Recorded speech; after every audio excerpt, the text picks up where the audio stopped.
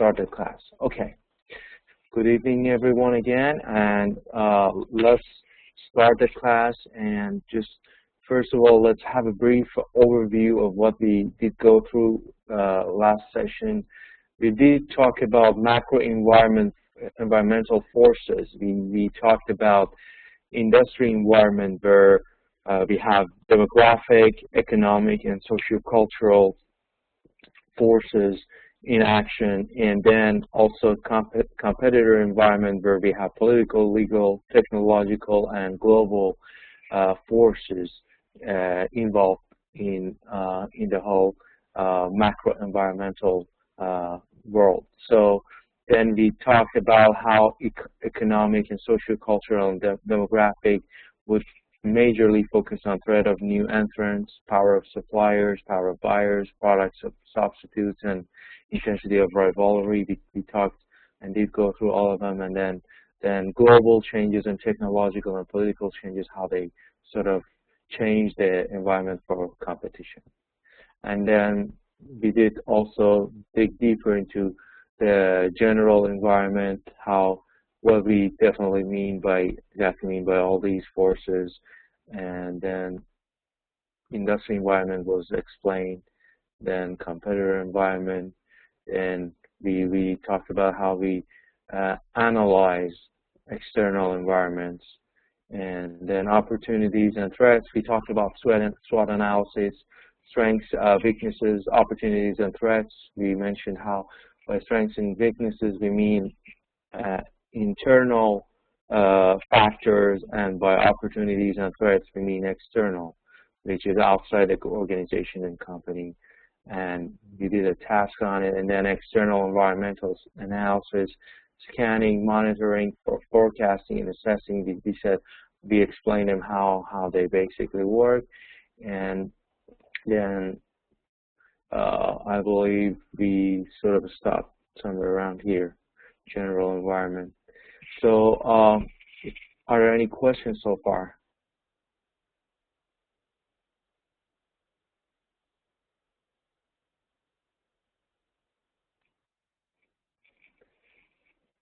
Okay, so I don't see any hands, so let's move on.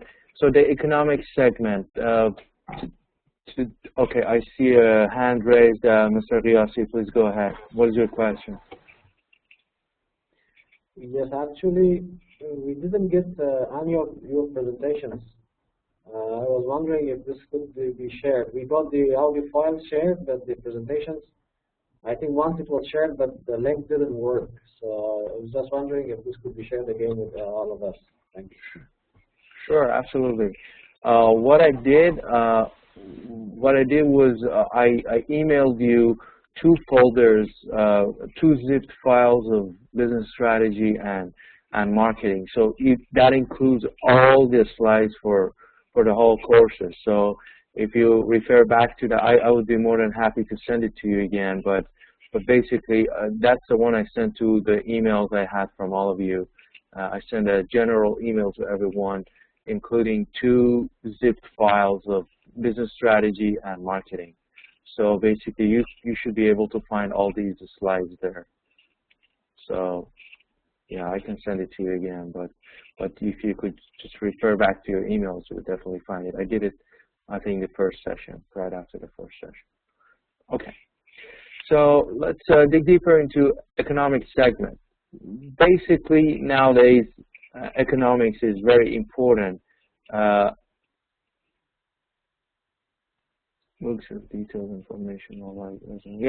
Yes, the books are for your further reading. I definitely suggest, Mr. Zagun, that you go through the books that we suggested, because those books will give you much broader and deeper explanation of those summaries that we go through in the class.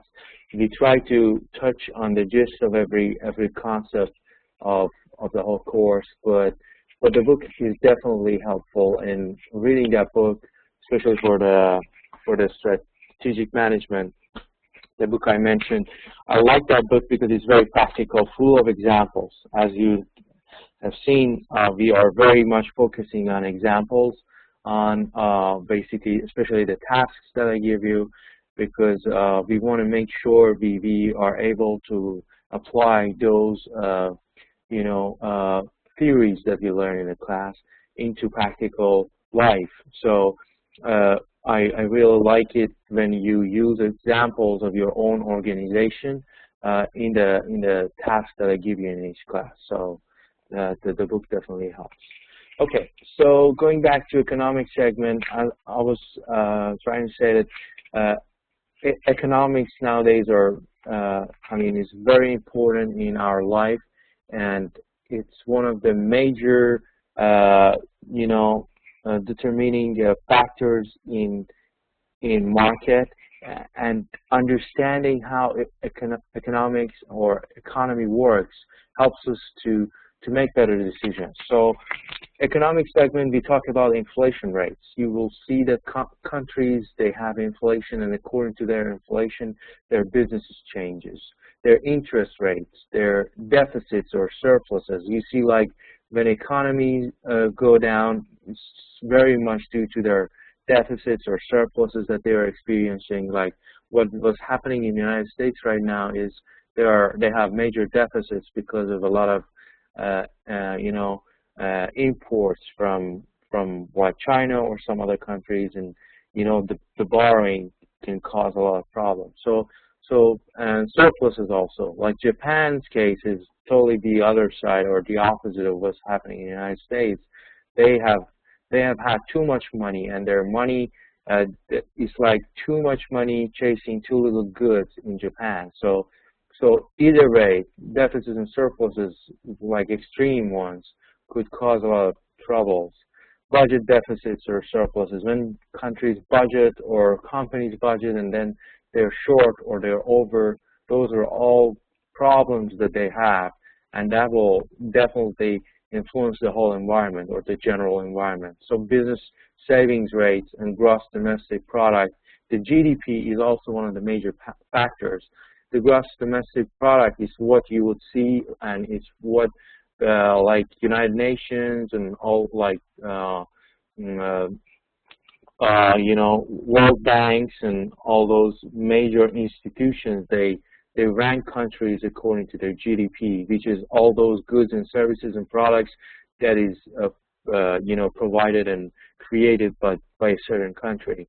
So GDP and all these factors are very influential in one country's or one company's or one organization that is in a country's performance. So those are very important factors, and understanding them and knowing how to react to any of these factors would be very much helpful to where your company is going, whether you're going to succeed or not. So understanding how to react to inflation, interest rates, and all those factors are very important. Then socio-cultural segment. So as I said, we are dealing with people. So definitely cultures and societies are very important in your company's performance.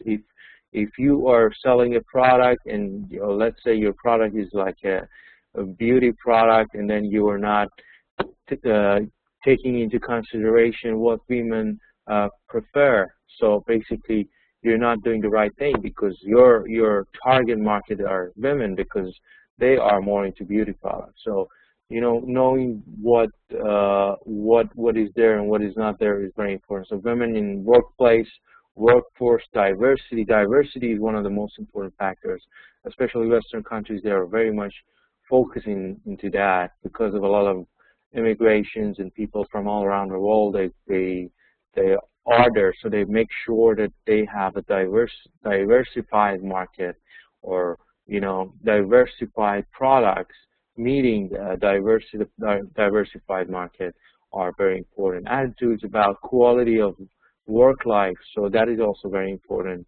Concerns about environment, you see a lot of green technology coming into action.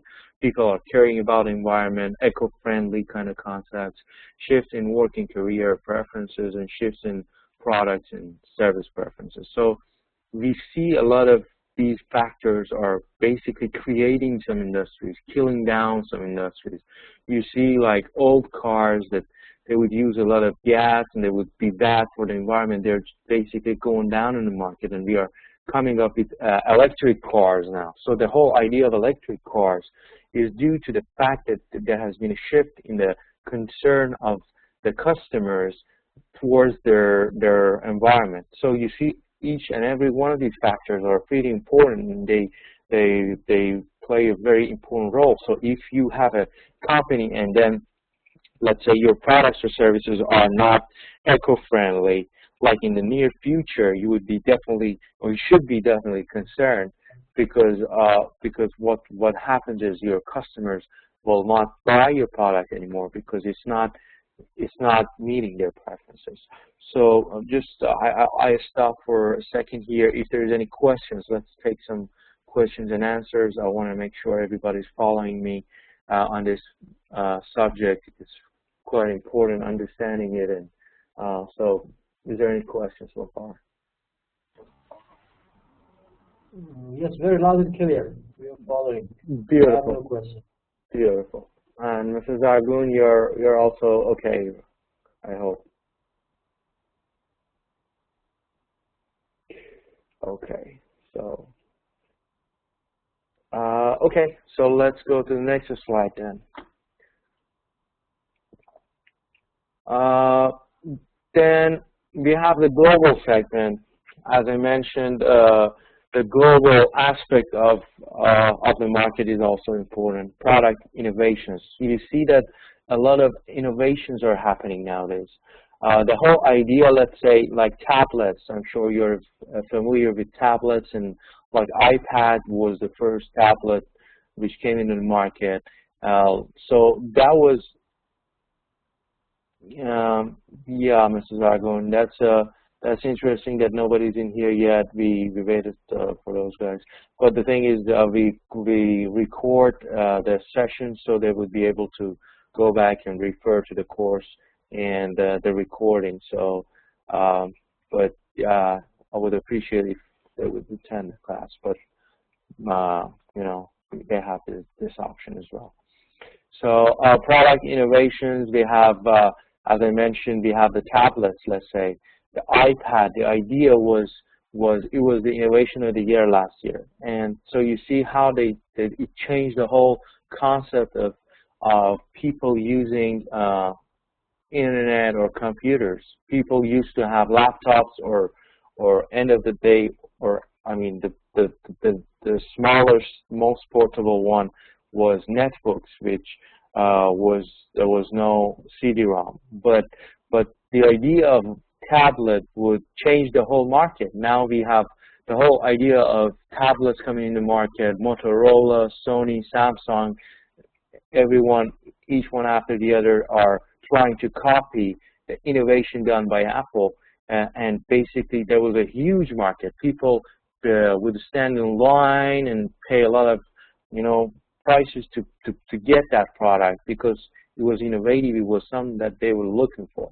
So you see how product innovation would change the whole global environment. You see applications of knowledge. You see those companies that are really high on research and development. They are doing pretty well. You see like major players. Let's say in consulting industry. You see the biggest players are, let's say, McKinsey, Eddie Kearney, all those major, Deloitte, all those guys are those who are spending a lot of money on knowledge in getting the R&D, and then focus of private and government supported R&D expenditure. So they spend a lot of money on research and development, and they benefit a lot in return. So not every company can spend a lot of money on research as, let's say, Apple does. Apple spends a lot of huge money on how to come up with new ideas for the laptops and computers and, all different products that customers use. And that basically is their major competitive advantage, if you will, for them to be able to beat the market. So new communication technology, like us being in this class, is actually due to the fact that we are using new communication technology. So the whole class that we have, the whole and the whole online classes idea that is basically practiced worldwide. Like people are attending the class from China, from Singapore, from India, from everywhere you name it, is because of the fact that we are using technology, and that sort of easify the communication. So you see how global segment will affect your industry. So no matter what you do, if you're just producing, let's say, gums, you could benefit from all these. If you're producing computers, if you're producing books, you're publishing books, you can use all these factors to sell your products or books or whatever you provide. So that's pretty important. And then technological segment, you have kind of similar factors involved, and how basically they sort of affect your industry, but in different light. So in the light of technological issues, all these factors would also influence you. So just pause again if there's any questions so far. You know, if anybody has any questions, please just write it down or raise your hand, and otherwise we would just move on. I want some feedback from you if you're following me, or if there's anything unclear so far. Okay, very good. Okay, let's go to the next slide. Then we have political or legal segment, as we talked about. We have antitrust laws, taxation laws, you know, deregulation philosophies, labor training laws, educational philosophies and policies.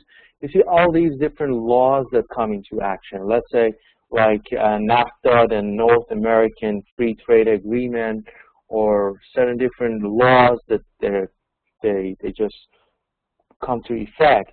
They basically change the whole business environment. Let's say ASEAN countries, which is like Southeast Asian countries, they have a free trade agreement together.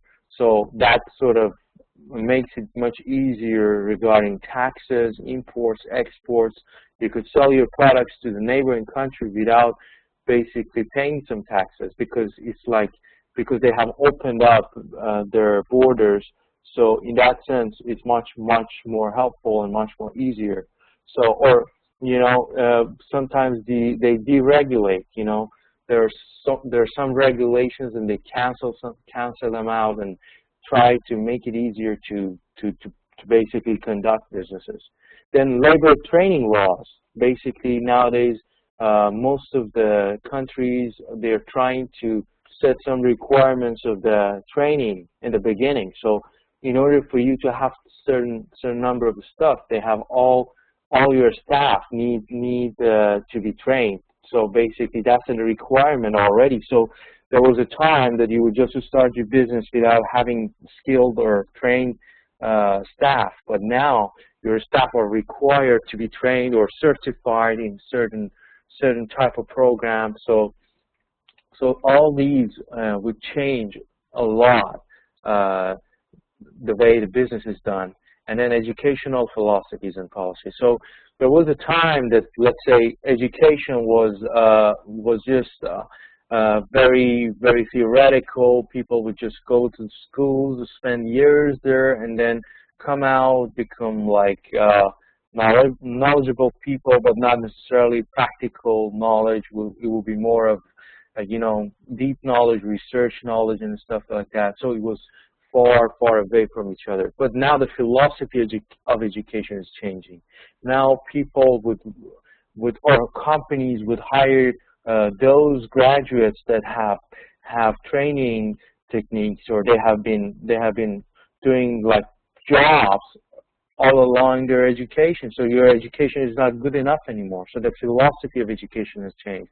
Part of your education is hands-on approach on the job that you take, or the course that you attend. So it's very important how you look at education nowadays. So you see all these political, legal changes they sort of change and transform the environment that you're doing business in.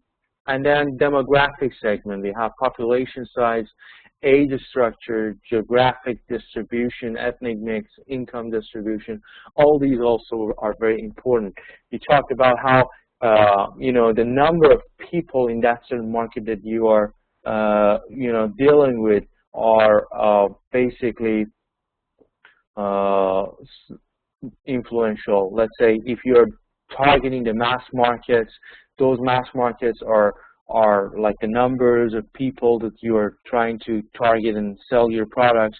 So then the size of that market is definitely important. If you're just targeting a niche market and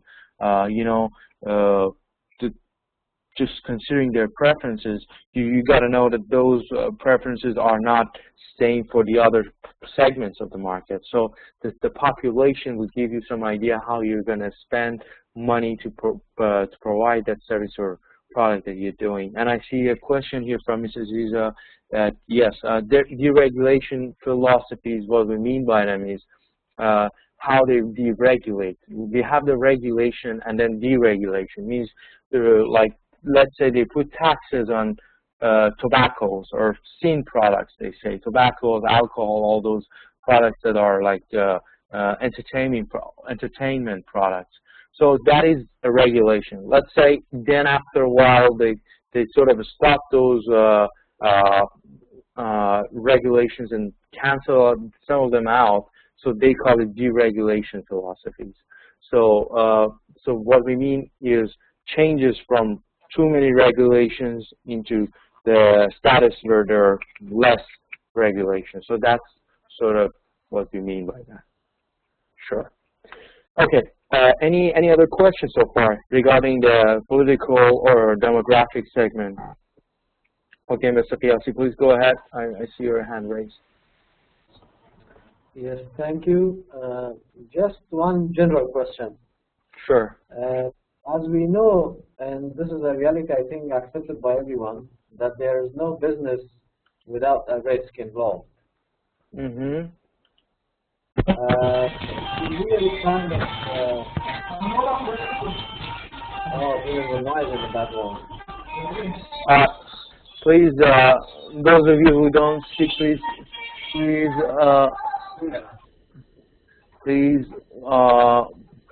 if you are not talking, please mute your microphone. Okay, please go ahead, Mr. Riazzi. Yeah, my question was that there is no risk, there is no business without a risk, and these factors that we are studying on the external and internal factors of doing business are really good. At the same time, if we kind of go this deep and by analyzing it, do you really think that a business can go ahead? Because these things are out of our control.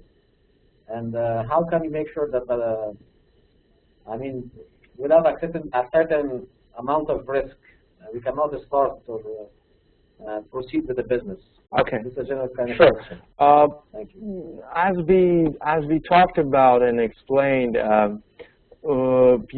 businesses that when we start businesses, when we start doing something in this world, basically we are definitely going towards taking some level of risk.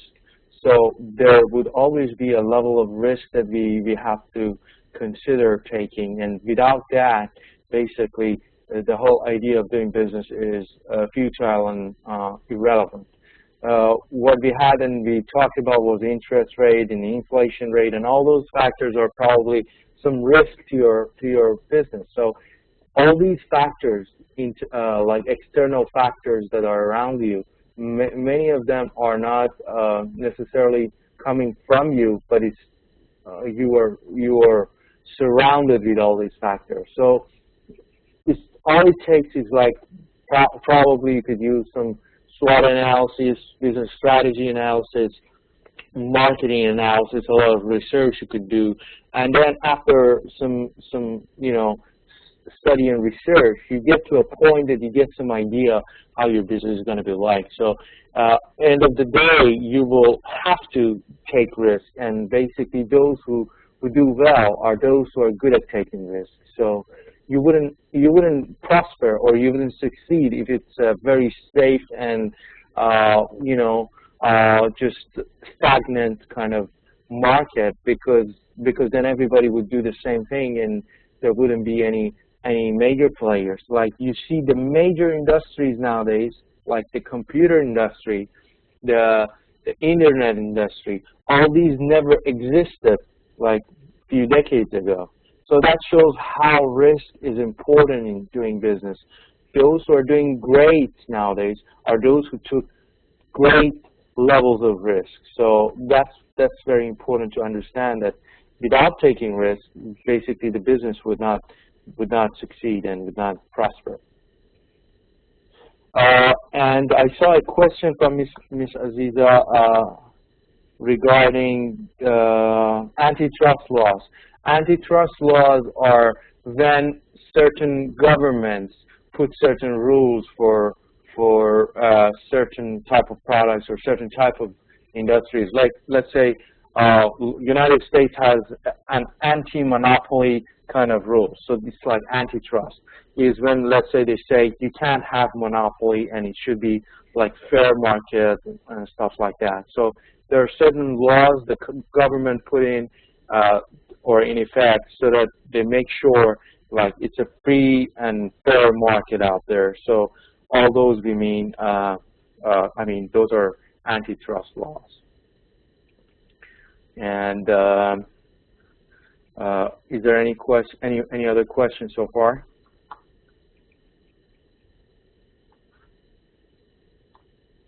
Okay, no problem.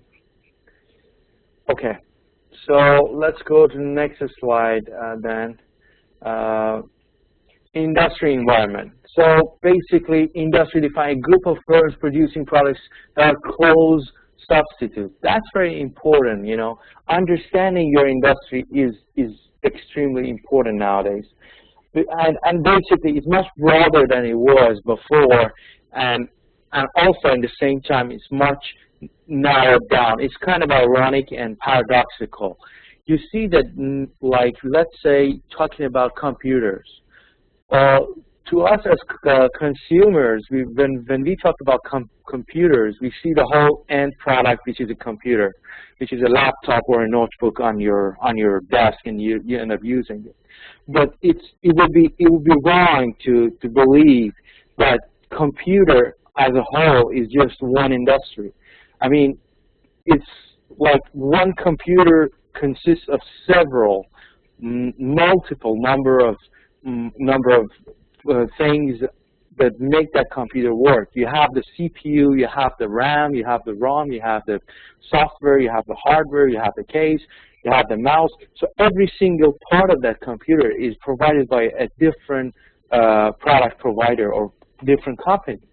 So understanding what or who you are competing with is very important. If you are, let's say, producing laptops, you have to buy certain parts of your laptops from different product providers. So it helps a lot understanding how you could narrow down your product so that you understand who you're dealing with and who you're competing against, and who are not your competitors. So if you end up competing against the whole range of product providers who are making the computer happen, then you will definitely lose out, because it's impossible to make the CPUs and all these different parts of the computer yourself. So that's important to know what group of products or what group of companies we're talking about in your industry. So then you would understand that those influence one another. Then again, you have to also understand, even though you pinpoint and come down to a certain number of products that you're dealing with as your industry, but you need to understand that we have other products that will also influence your product. To give you an example, it's an economic example. It's like complementing products.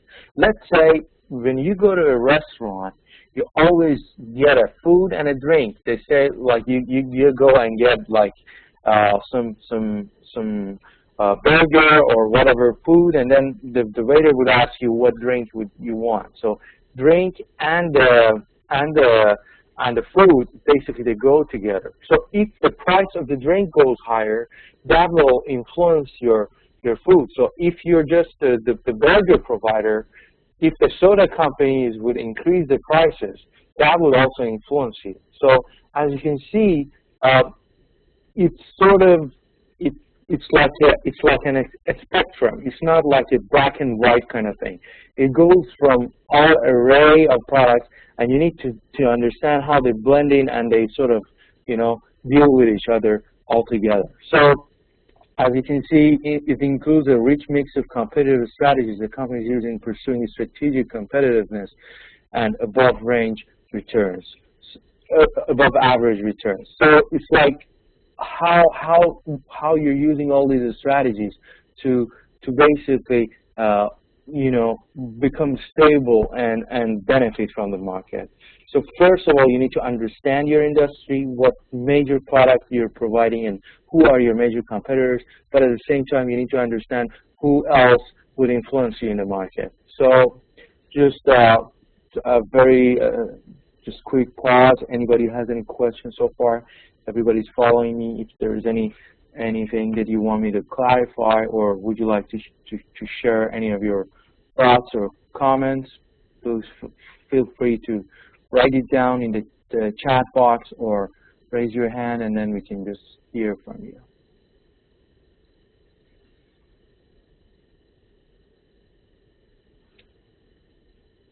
Okay, we have, okay, Mr. Murray.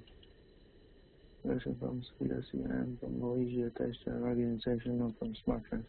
We are training provided for corporations, government, schools to conduct courses modules.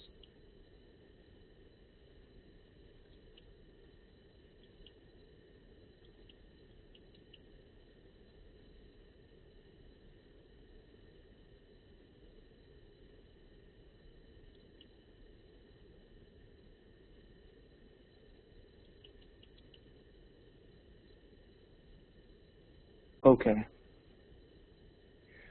Yeah. So,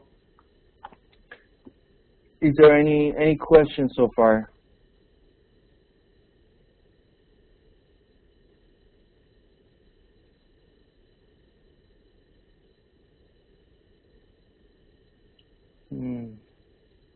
Okay. So I don't see any hands or. Okay, let's go and move on to the next slide then. This is very important. The 5 forces of competition model. This is also something that you would definitely need that in your strategy, the business strategy that you are supposed to submit for your final project. We have the threat of new entrants. We have bargaining power of suppliers, bargaining power of buyers, the threat of substitute products, and rivalry among competing firms. So yes, this is 5 forces from Porter. This is one of the concepts that you would definitely need to understand. How basically each and every one of these forces would take role in the industry and make your business prosper or fail. So you have threat of new entrants every single moment. So whenever you're running a business, you would be faced with the challenge that who else is going to enter the market and would be your next competitor. So there was a time that Bill Gates, who was the first runner in the game of computer and software, and he was just ruling the whole world of computers. But there came this new company called Google that Microsoft just didn't take that serious, and they started from zero, from scratch, and now they are the next giant. So next thing they're gonna worry is, okay, that's the next competitor coming like after Google. There are so many others, but what I'm saying is every single moment there will be another Google born, and you wouldn't know, or you have to be able to compete against. What kind of entrants are entering the market will basically play an important role in how you sort of do your business.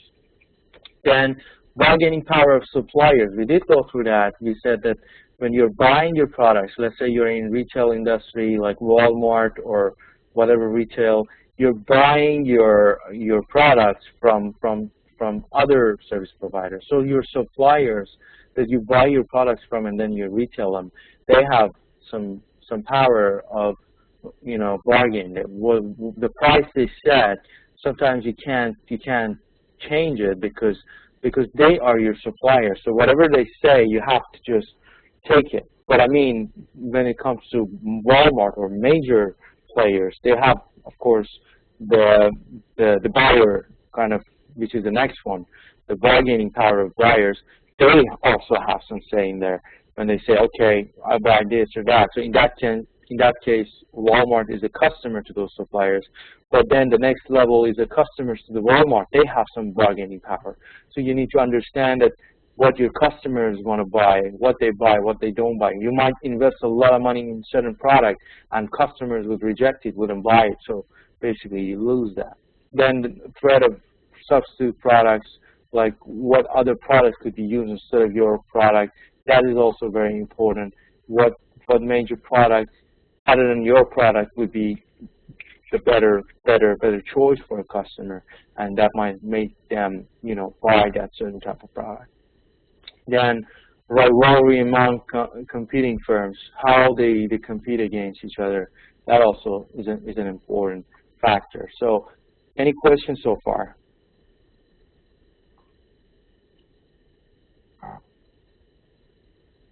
Mrs. Agun, yes, that's how easy it is. It's for the threat of new entrants. If it's very easy, then you have a very high level of threat of new entrants in the market. Okay, any other question? Okay, Mr. Diassi, please go ahead.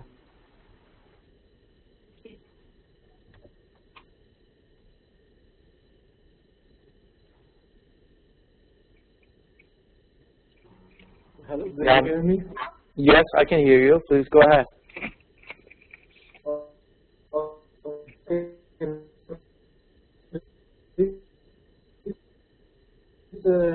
Sir, if you don't mind, I'm trying to understand the Porter's 5 forces a little bit more. Okay, sure.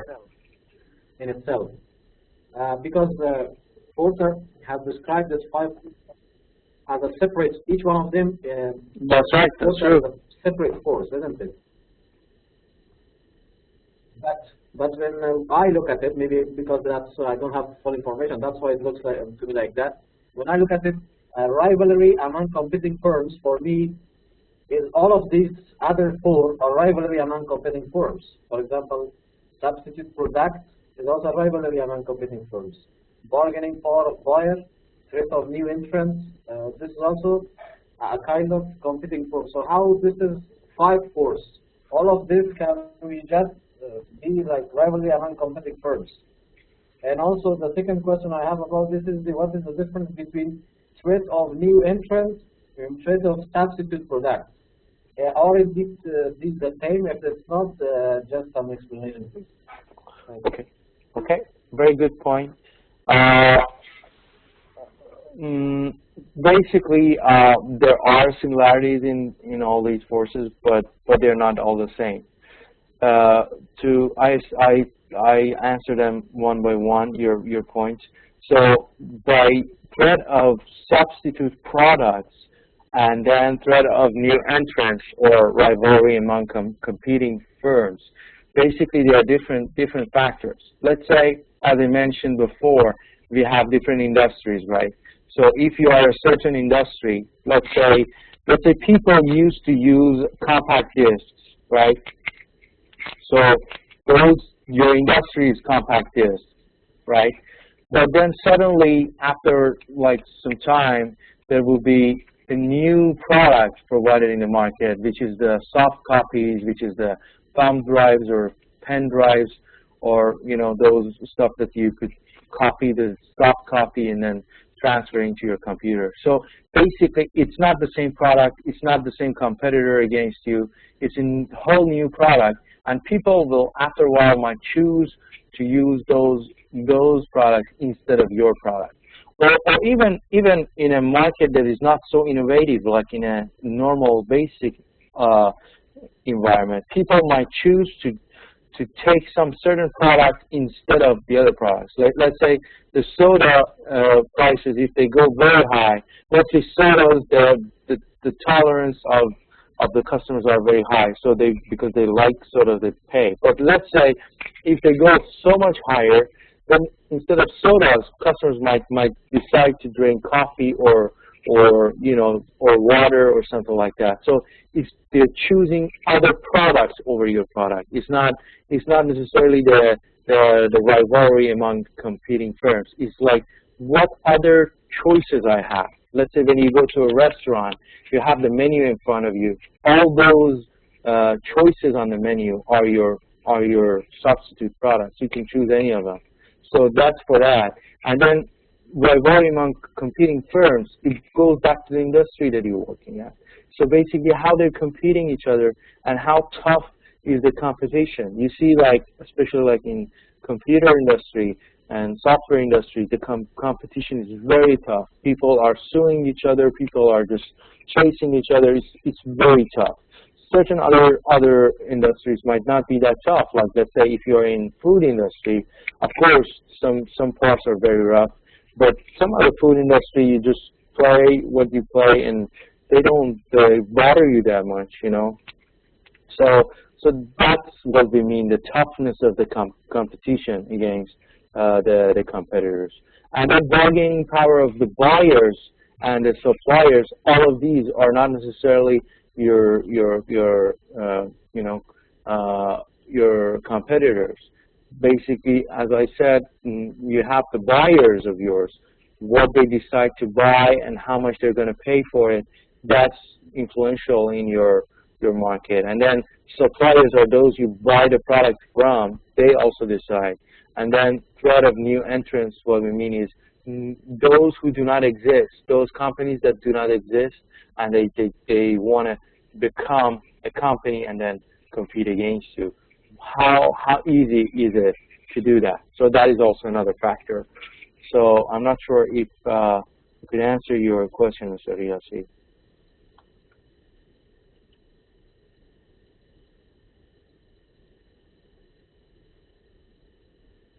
Yes, to a lot of extent, yes. Mm-hmm. But maybe because I want to also give the chance to other fellow mates maybe have questions. Maybe we discuss this in more details in other sessions, just for me to understand better in the Thank you. For now, it's okay. Thank you. Sure, no problem. Sure, and I see a very good explanation by Mrs. Agun, which is we will go more into details with the next slides. These are how they enter the industry: low economies of scale, low product differentiation, low capital requirements.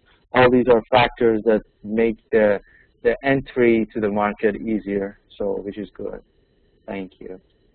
Okay, threat of new entrants, barriers to entry. Okay, so going back to each one of them in detail, there are barriers to entry, as I mentioned. So by threat of new entrants, what we mean is how easy it is for other competitors to get into the market. So economies of scale, what we mean is if you make mass number of products, it's cheaper for you, right?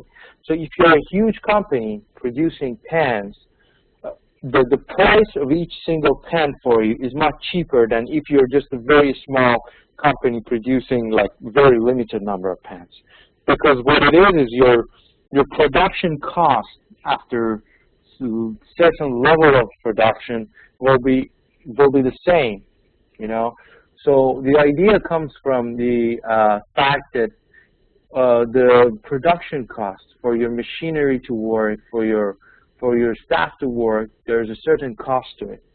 But if you get to the level that you can do mass production, your cost would stay the same, but your production is like outrageously much more.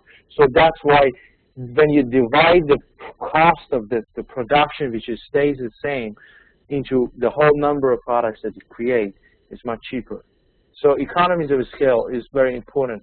When you created a lot of products and your company is so big, your cost of production is very cheap. So if companies, all those that come into the market, they have the same benefit, it's very easy for them to come. Then product differentiation. We talked about it before. It's very much into the fact of competitive advantage kind of thing. That how do you differentiate your product from other products? How would you say that come and buy the product from me rather than buy the product from somebody else? So how you differentiate? So if you cannot do that, and if any company which comes to the market is basically offering the same type of product, you don't have much of a say in the environment, because and that sort of makes the entry very easy. So all these are barriers. Like each of them would be a stop sign for a new company to come. Then capital requirements. If it's very expensive to start a business like yours, then nobody would like to do that, because mostly those who want to start from scratch, they don't have that much money. Then switching costs. If there's a lot of cost for customers who are already in the market using the products to switch to a new product or a new company, if the cost is so high, it's very unlikely for customers to consider switching to a new company who just comes to the market. Then access to distribution channels. How easy is it for you to distribute your products?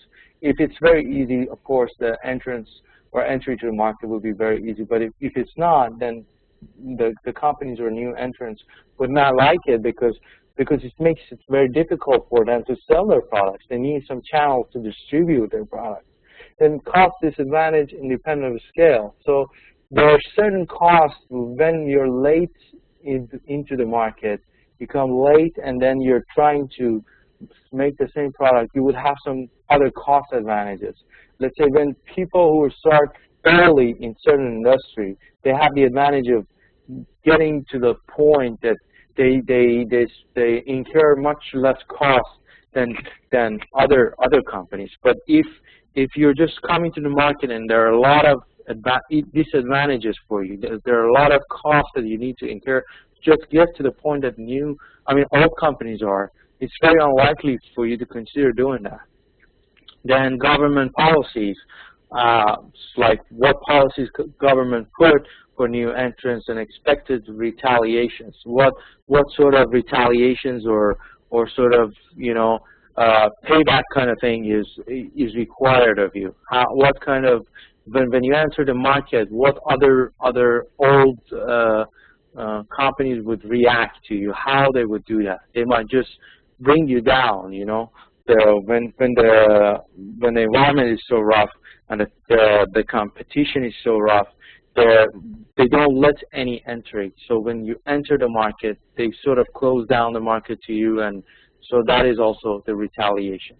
So those are the factors for the entry. Are there any questions so far?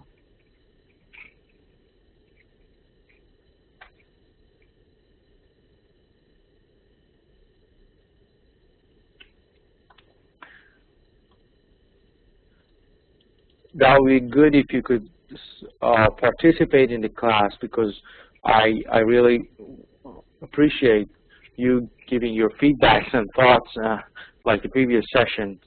Today I don't see that much of feedback from you. Are you following me so far? Any ideas, any thoughts, any examples you want to share with your classmates?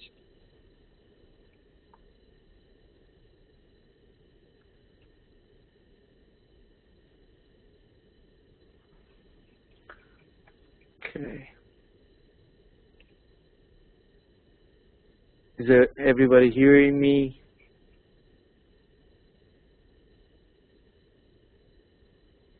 Oh, okay. So nobody has any questions so far or any comments?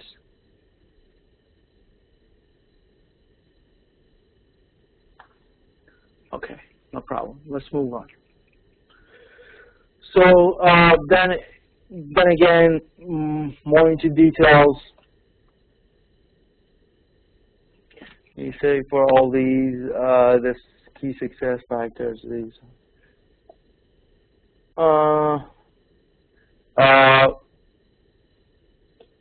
Key success factors, they basically would help you to succeed for sure, but these are forces mostly, Mr. Zagun, which make the end result. So they are not necessarily the key success factors, but those are very important forces that might stop you from succeeding in the market or might help you to succeed. Okay. Today is hard, Mr. Akbari. What do you mean by that? I mean, you mean the concepts or theories that you're going through is hard, or the voice system is hard? Okay. These are very important, concepts that I really want you to understand, Mr. Akbari. So, what part is hard for you? What part didn't you get?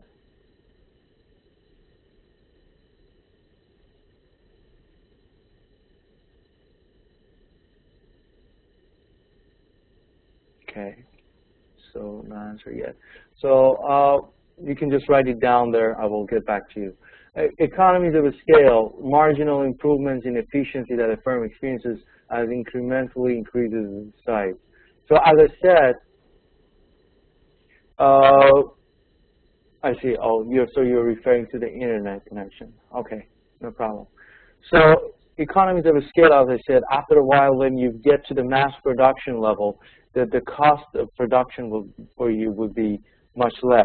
So those companies that are at the level that they're producing masses of products, they are probably doing it much cheaper than you would do if you just do it from the beginning, from the start. So after a while, your costs would go down, which is interesting. It's kind of paradoxical. You would think that when you're making a product, you make more, you should be more expensive. But the fact is, after a certain number of products that you make, let's say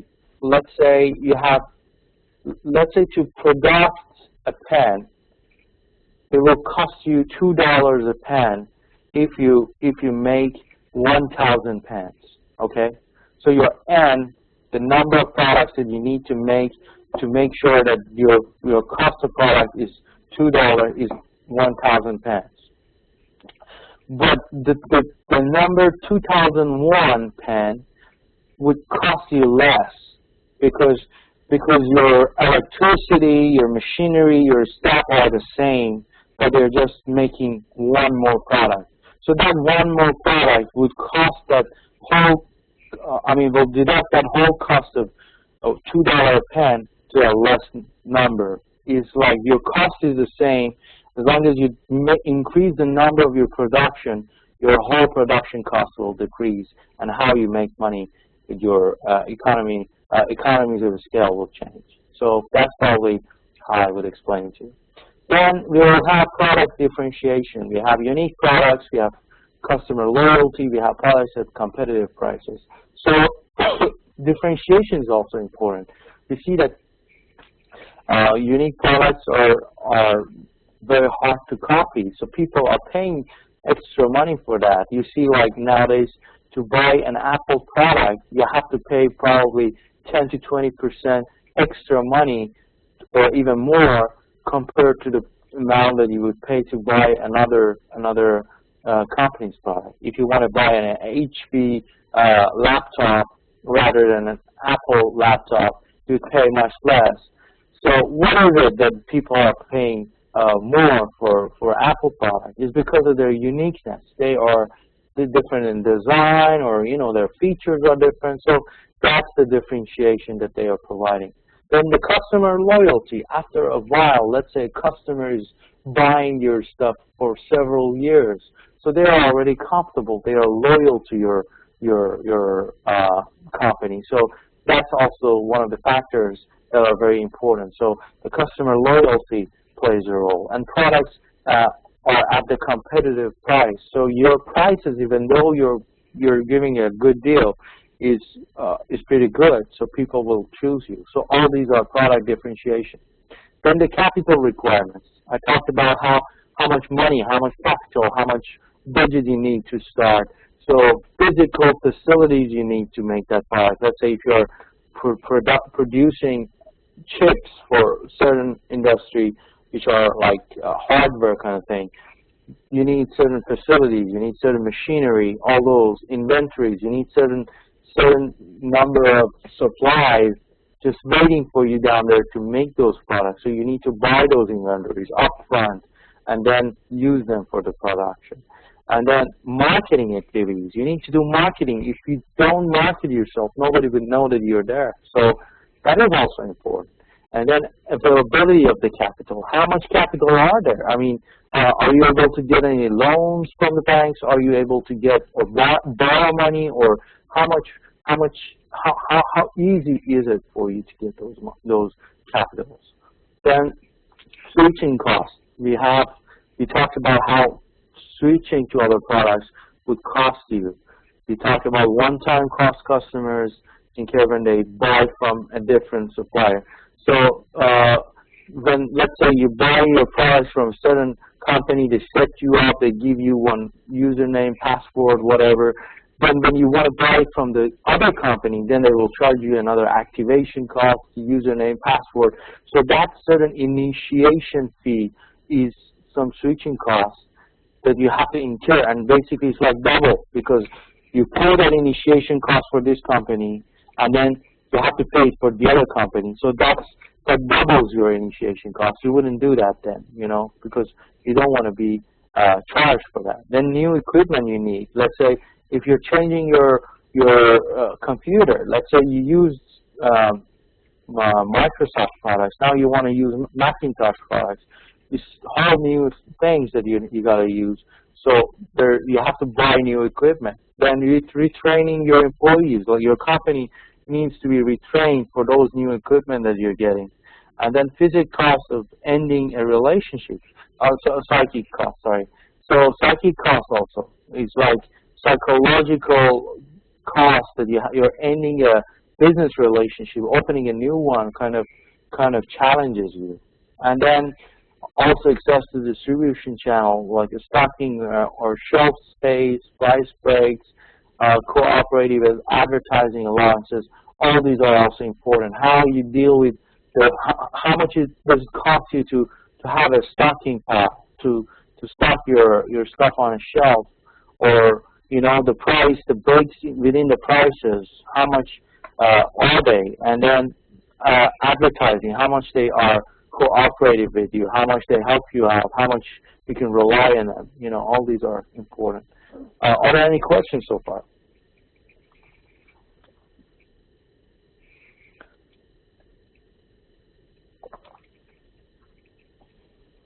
Okay.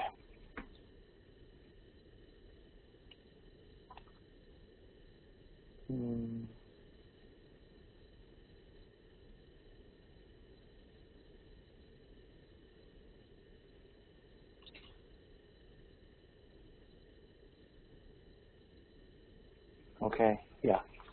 So, Mr. Muhammad, if you don't mind, I'm going to share your example. Mr. Khan Muhammad is saying that how he sort of he was bringing in a product, and then another competitor came in, and they would bring in with high quantity, and that would give them much lower price. So that was why they were gaining much more money. That's very true. Basically, the quantity plays a very important role. And then there are some.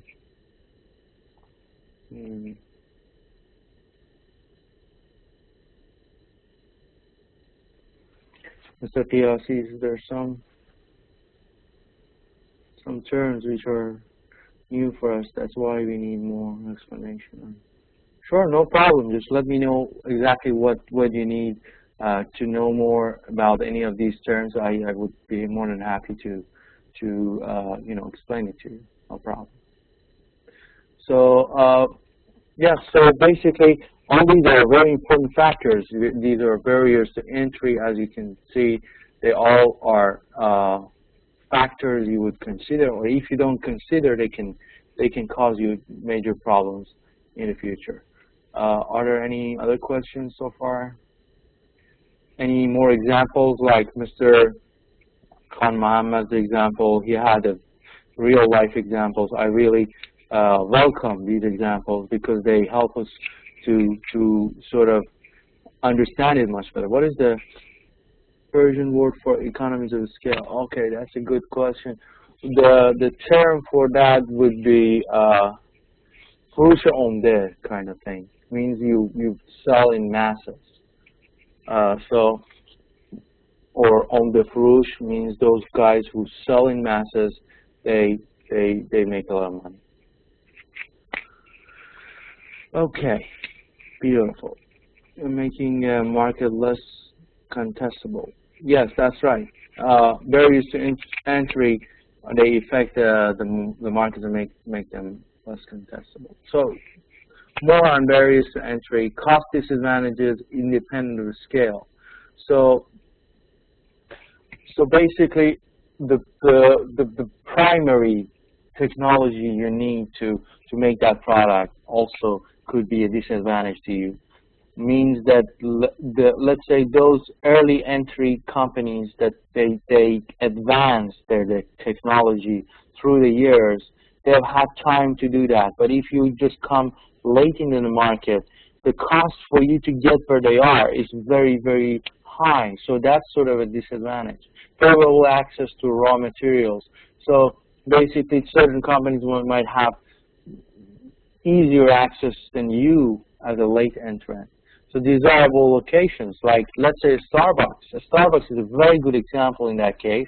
They basically do the research and get the best location, and one of the most important factors that Starbucks is doing so well is because they have been able to find the best location, and and the location that they choose would make them prosper because it's like exactly at the very hottest spot. People are coming and going.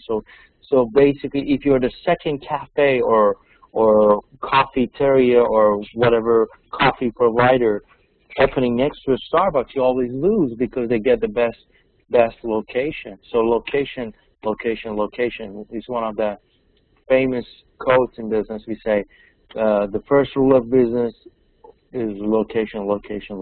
So location matters a lot. Government policies, we've said, like licensing and permits requirements. Some of the early entrants might have had some early policies or permits, and for you to get them, that might cost you a lot of money